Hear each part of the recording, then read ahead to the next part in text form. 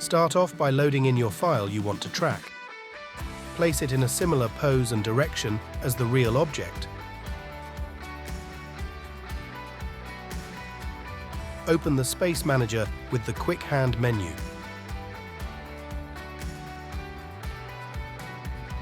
Select your file. Open the Property panel. Select Tracking and Start. Place yourself in front of the file.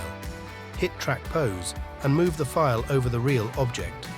That's why the original placement is so important. When you close the tracking, it will automatically look for matching edges. Optional, you can activate Outline mode in the Property panel and only visualize edges.